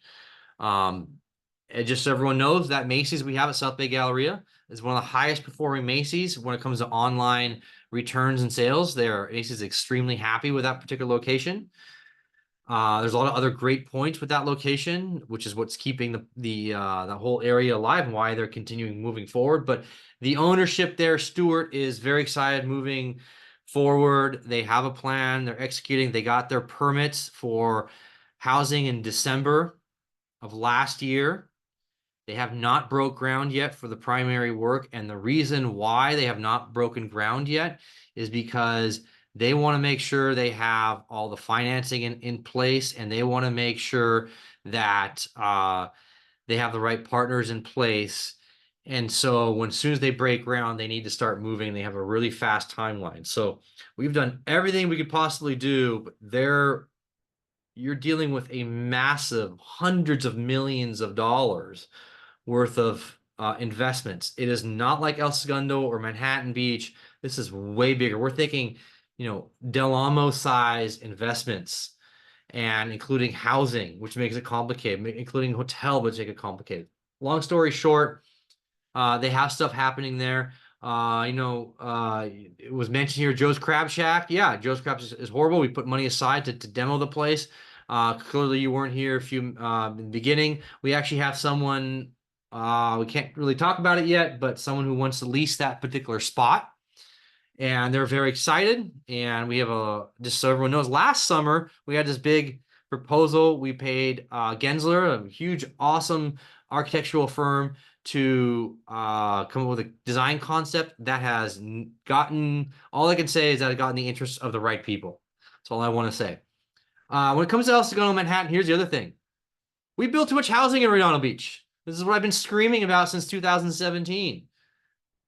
We're building the wrong stuff in Redondo Beach. I cannot be any more clear on our zoning and the failures of past city council members and mayors doing the wrong thing. In 2009, they had a chance to get rid of all the mixed use on PCH right down here in South Redondo. The mayor and council at the time did not get rid of that mixed use. They had a chance to get rid of the mixed use. So that's why you're seeing Legato coming online, these other projects coming online. It's destroying our tax base. Housing does not pay for your city services. So Manhattan Beach, they're less than half. They're about half of our density. El Segundo, they have 16,000 people, 17,000 people they're at night. They swell to 50 or 60,000 people during the day because they have those massive business corporate structures there. We in Redondo, I pulled on Fisk Lane, the old metal shop up there. I pulled that project to talk about it and highlight it. 36 net new residential units. That's not going to pay for the loss, the couple hundred jobs that were there, that were providing jobs, that were providing tax revenue, providing a whole host of other things, and small impact to our community. Instead, now we're getting 36. We got 36, which are for sale right now. 36 townhomes over there. And that's the problem in Redondo Beach. We're too dense. We built too much housing in Redondo Beach. It's a problem that's been happening for some years. Mayor Brand was talking about this for years, since he got on council in 2009. That's why we have Measure DD. It is a failure of our prior mayors and our prior city councils not properly managed. I heard a really good quote from the Aaron Peskin, San Francisco County Board of Supervisors, who is running for the San Francisco mayor against London Breed, and his whole platform is based upon the Foundry. Thank you very much, Rolf. Good eye, Rolf. Quimby fees and Foundry. And I'll just say this. Supervisor Peskin said this: you can make mistakes with policy and fix them. You can make mistakes with ordinances and fix them. You make mistakes with zoning. Those are forever problems. You will always see that problem. So you zone incorrectly, That's why the power plant site is so important. You pay for that forever. Because once you put housing there, you can't get rid of it. When you destroy your housing on Catalina, for instance, that mixed use project that came through, once that tax base is gone, it's gone. Quimby fees, we raise our Quimby fees. When I got into council, there are Quimby fees, which are our park fees. So any net new, you build a net new housing unit, when I got on the council, $7,500 per net new unit. That $7,500 is supposed to go towards new parks, regional parks, right? You build more housing, you're going to have more impacts. You build high density housing, they don't have their yards to play in and utilize. So where do they go? They go to the parks, right? So the problem is $7,500 we rate that hadn't been raised in years. I made a motion at the very beginning, 2017, came back about a year or so later. They took their time, moved it up to $25,000. And Rolf Stutzenberg, who's in the comments here, actually said it perfectly correct. He said, if you do the math with inflation from when it was first put in place and moved up from $7,500, it should have been $83,000. Instead, I could only get to $25,000. So Rolf Stutzenberg, great work by you back in 2018 for seeing the light and knowing exactly what was going on. We should have raised it much higher. We didn't. That $25,000, just so everyone knows, the Galleria project, they're putting in millions of dollars. Legato project, that was under the old number, so 7,500 times 115 units, right? Take the difference of that, so say 100 units. It's a $18,000 difference. So say 20,000 times 100, which is $2 million, 2.1, 2.2, just rough math off the top of my head. $2.2 million more we could have gotten for our parks. Imagine that. But prior councils never upgraded. That's why at budget time right now, it's so important. We look at this stuff and we bring up these fees in certain areas to pay for our parks. And I'll be relying on Quimby fees for Alta Vista. Alta Vista is going to get do a lot more work. Last year I got $50,000 for the fields. I'm going to get a lot more than that for this year. It's really important that we manage the budget correctly, we move forward with entitlements correctly, and we mitigate the impacts. So Steve Portner, who owned the foundry, sold the property with entitlements for $17 million.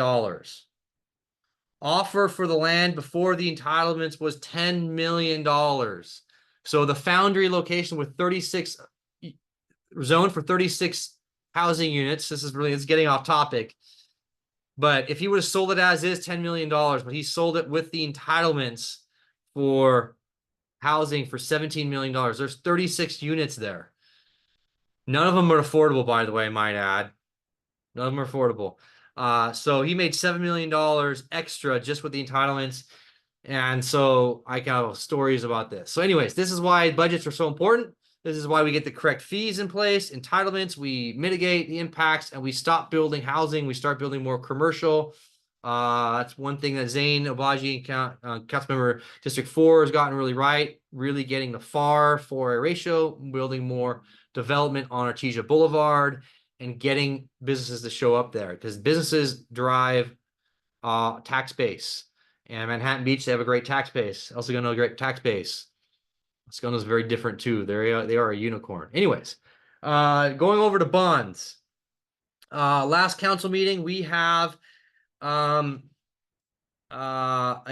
discussion regarding bonds. And bonds, Redondo, we got a proposal by city staff. Let me get the exact number here, because I want to make sure I'm meeting 6/11, right? That was last week. Yes. Issuance of bonds. So I've been harking on this for years. Our city hall is falling apart. Fire station absolutely falling apart.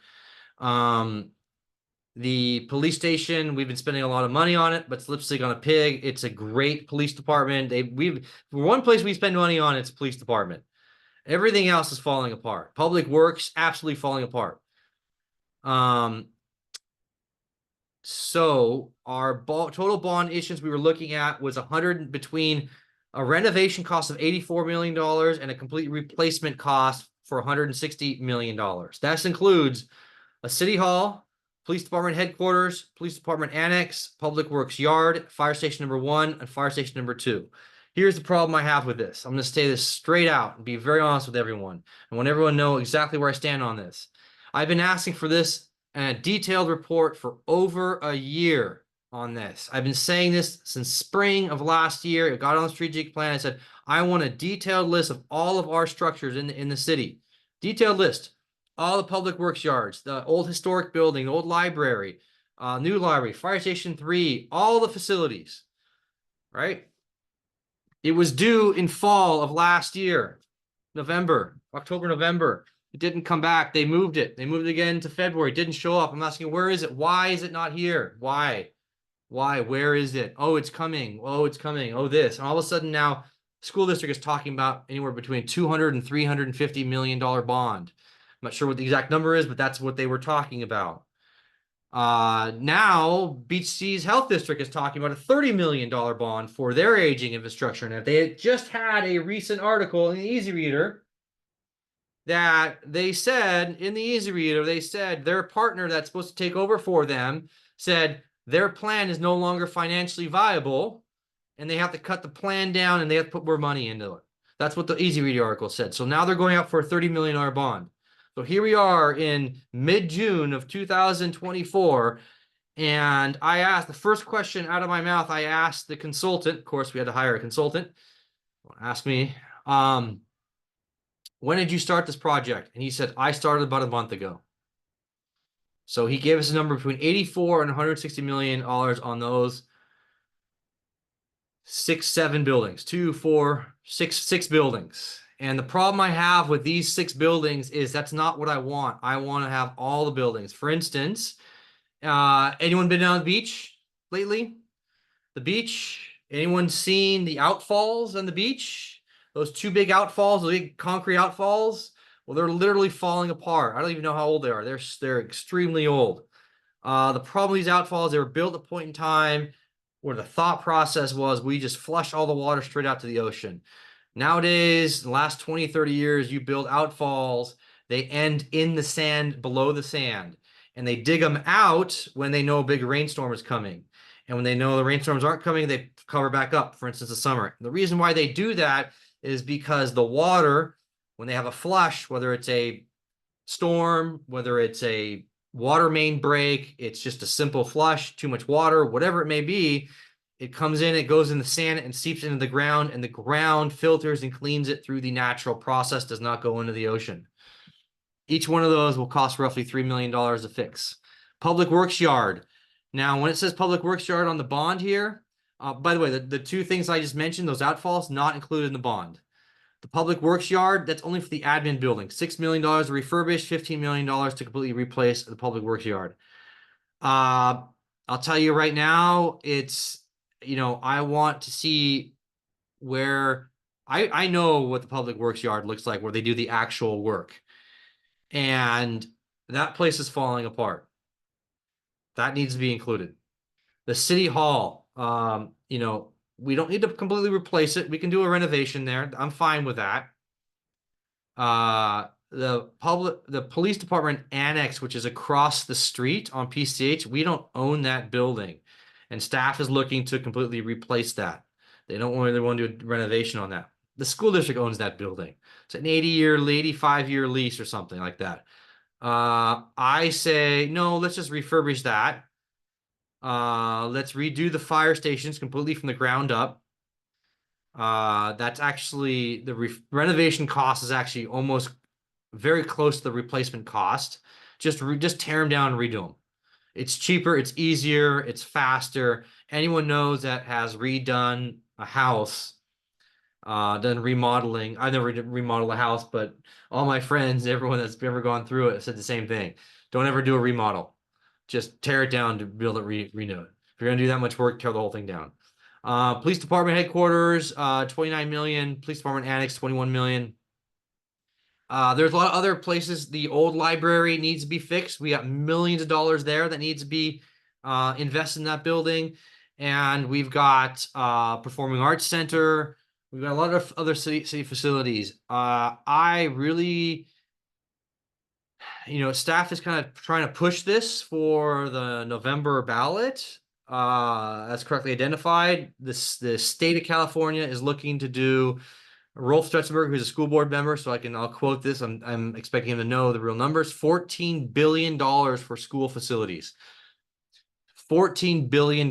So if if the state does a $14 billion school bond for school facilities, why do we need to do a separate bond in Redondo Beach for the schools? I don't know. I'm just asking the question. I don't know the differences on these things.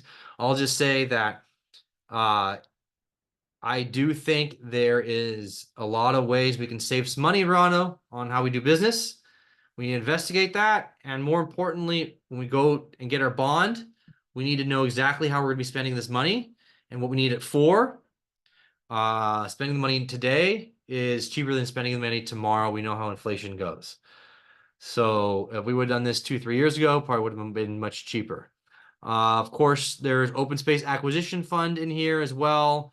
And that's for a variety for open space places. We are park poor, Redondo Beach. We have less park space than East LA, actually. So, any questions? I see Dr. Wayne Craig has his hand up. Indeed. Hey, just one observation I made, because I may not be at the council meeting tomorrow night, but one of the conversations you had with regard to the bond measure was hiring a company called FM3, I guess, to do that. Just as an FYI, I did subsequently find that BCHD is using the same survey company. And I'm not sure if the school board is either. Perhaps Mr. Schwarzenberg mentioned that. I would just think that there might be a potential conflict of interest if one survey company is doing 3 surveys for competing bond measures. Just a thought. Yes, you are correct. So it's actually in the staff report. Staff put together a list of facilities and a kind of general overview for general square footage of the furnitures, fixtures, building construction costs. And that was one report. And then they have a second report in here from last week that includes, like you said, exactly you said, Mr. Craig, FM3 research. What they do, it says right here, number 1, Beach Cities Health District. What they do is they do research. They go out and ask questions to residents and voters. Would you support a bond if it was just for public safety? Would you support a bond if it was for $200 million? Would you support a bond if it included this? They ask a whole multitude of questions and they kind of find what people are saying and they do the proper research. This was a sole source contract, meaning they did not ask anyone else to submit a bid. They went out and found this company and they said they whittled them through. Hermosa Beach, El Segundo, Torrance used them, Carson used them, County of LA, Malibu. They do work for a bunch of municipalities. Plenty of other firms out there. It's a big contract. I forgot what the exact number is here. I voted no on this because it should not be going to a sole source contract. And no offense to BCHD or the school district, but I don't want companies that are like a market research company that's working with BCHD and a school board just because of the optics. And that's it. I want us to do the same thing. I don't want to get mixed up with BCHD. I see a couple of comments in here regarding BCHD. I'm not on the board for BCHD. I have no opinion on their project or what they're doing over there. I read the Easy Reader article like everyone else did. They're committed to tearing down their facility in 2027. That's 3 years from now. There's a lot of questions as to who takes the services that BCHD provides. Is it people in Hermosa, Redondo, and Manhattan, which is the area of service, or is it people outside of Redondo Beach? I don't know. I'm not on the board. That's questions for them. And when it comes to the school board and their school district and their bond, I don't know any details on that either.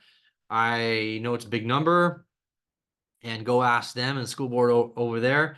I'll just tell you that we in Redondo, we should separate ourselves out from this bond conversation. We should do it right. We should know exactly what's going on. And there's multiple types of bonds, so everyone knows, rounding out the conversation.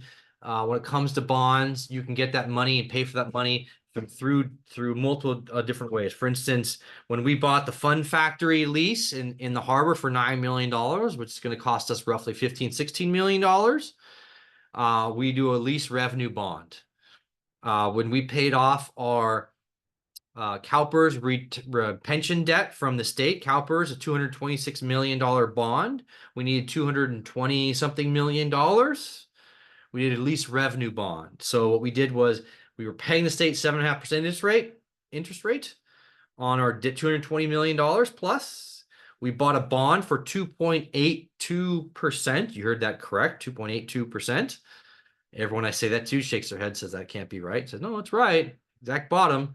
And we are funding both of those bonds through lease infrastructure, which means we have leased out our roads and certain roads and infrastructure and parks.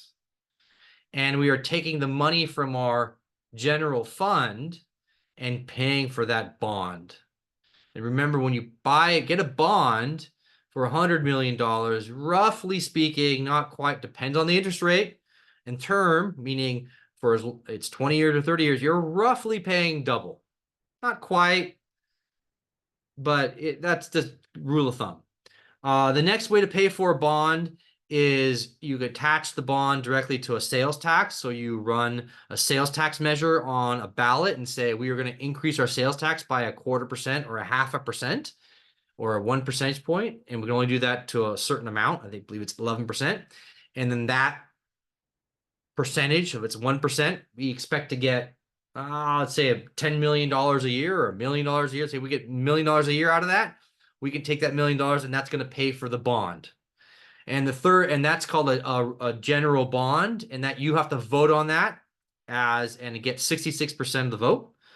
And there's one more way to get a bond, and that's attached to your housing prices. So the staff report talked about, let's see, so per assessed value. So it works off of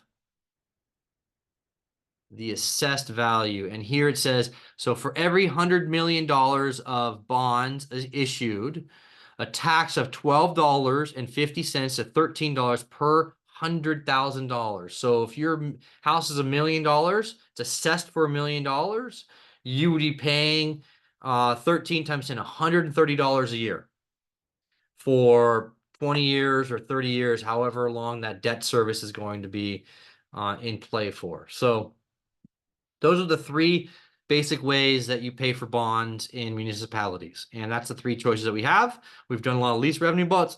We have excellent, amazing credit in City of Redondo Beach. And I mean amazing credit in Redondo Beach. Better than Manhattan, better than El Segundo, better than Torrance, better than all these other cities. In fact, Torrance has real huge budget issues right now because, imagine that sales tax revenues for like the Del Amo Mall is fallen dramatically. And yeah, so they have issues over there. Anyways, let's see here. Any other questions or comments? Raise your hand. If I don't see anything, I'll be moving on to the last couple subjects.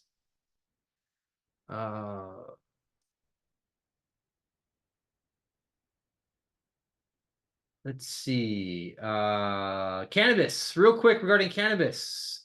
We talked about cannabis at the third meeting in May. I've said this before, I'll say it again, continue saying it. Cannabis is coming to Redondo Beach, and I'll give you a 90% chance that there's going to be a cannabis retail shop in South Redondo, specifically somewhere in District 1. I know of a lot of places, commercial realtors. If you're a commercial realtor in Redondo Beach, or you have a commercial real estate in Redondo Beach, particularly in South Redondo down here, you have been hit up probably at least 10 or 15 times by a cannabis shop to be rented, leased out if your property is open. And if it's not open, you've probably only been hit up 3 or 4 or 5 times. I know that because people in the cannabis industry are looking in Redondo Beach for what we're doing. we are at a stage where we have decided, part of the application process, we are requiring property. So when you submit an application to Redondo Beach to the staff, we are going to require property. That's important because if we don't know who you are and where you're going to put your business, how are we supposed to be able to judge your business and your location? And I've said very emphatically, residents need to know, so that residents that live in that area need to be able to come out and say, these are the issues that I think might be an issue, and the potential operator needs to be able to come in and respond to those issues. We settled the tax rate at 3%. You guys approved a sales tax between 3 and 9%. There was a motion on the floor by a council member who's complaining about lack of sales tax revenue to have a 3% sales tax and not institute it for a year. I was like, if you're complaining about sales tax revenue and now you didn't want this to go into place for a year, didn't make much sense to me. But the point is, it passed with 3%, I believe it was. Maybe it was 4%. Let's see. There was a third thing that went along with it, and I forgot exactly what that was. It was with the application process. And right now, our ordinance is not in sync with our application process. And we hired a third-party consultant. Surprise, surprise. Consultants for everything in Redondo. Which is actually good in this case because our staff has never dealt with cannabis. Going through processing a retail application. They've gone through our ordinance, which is very, very poorly written. For instance, it referred to certain other ordinances regarding setbacks and said it's the setbacks regarding commercial setbacks for this, when it was in fact for commercial setbacks for massage parlors, which didn't have any setbacks. So the wrong things were being referenced. Those things are all being cleaned up. Application process is being married to the ordinance, and they're coming back with an update hopefully here in July, which is awesome. So they're taking a look at that, and then hopefully that will be updated in July, August, and we'll be moving along sometime in the fall. So expect a good amount of applications, some high quality operators. Expect what I've heard, just so everyone knows, $10 to $15 million per store is what I've heard through a bunch of different people. I've heard $10 to $15 million just for Redondo, and then I've heard $10 to $15 million per individual store. So you just think about the taxes that are associated, and of course sales taxes as well. So it's going to be a big deal. We're the only ones in the South Bay that will be having retail cannabis, legal retail cannabis. Torrance has cannabis shops, but guess what? They don't enforce the illegal ones. Let's see here. Metro brief, tree trimming, issue Avenue G. Currently dealt with e-bike issues. Regarding e-bike issues, I talked about that. I think we have handing out tickets left, right, and center. In fact, one of the things I'm going to say right now regarding e-bikes, for those of you that are still with us, is the police Redondo, when they grab a kid and they give them a ticket, they actually grab the phone, or they have a phone, and they say, let's call your parents. And they call the parent and say, hi, parent, we have your kid here. And this is the police. And yes, your kid's in trouble. Your kid did this. And the kid did that, receiving a ticket. We want to let you know. And it isn't a surprise. So there you go. I thought that was very cool of the police department to do that. I thought it was really awesome the police department is doing that. So there's no surprises. And I'm sure that child, when they get home, get a whole nother talking to. So I think that summarizes everything. If you have anything regarding the budget and the fee increases, you can email me, city council tomorrow night. You can put in an e-comment. You can show it out in person. We have coming up 4th of July fireworks show in the harbor. We are putting it on. We have a lot of events coming up. Riviera Summer Fest. Do not forget that. As at the end of the month, Friday the 28th Friday, Saturday, Sunday, the beer garden and rides on Friday night, and all day Saturday, all day Sunday in the Riviera Village at the end of the month. It's the last weekend in June 28th, 29th, I believe. So come on down for that. Let's see. And I think that's it. That's all I've got. Unless anyone else has anything else. So all right. I don't think I see overall. I don't think I see any other questions that I haven't gotten to. If you have something, throw it in the comments now, but I don't see anything. Got harbor, bonding, CIP, Metro, questions and comments for registration, and of course the budget. Super hot topic budget. Thank you guys very much. I will see you next month. I'm not sure what the schedule is for online and offline meetings. Stay tuned. We'll go from there. I wish everyone a happy start to summer, which starts in 5 days, and enjoy the week. Stay cool. And I appreciate you guys showing up here and being part of these community meetings, because if it wasn't for you and staying informed, you wouldn't know what's going on, so I appreciate that. And thank you. I will see everyone in the next month or so, or tomorrow night. Enjoy.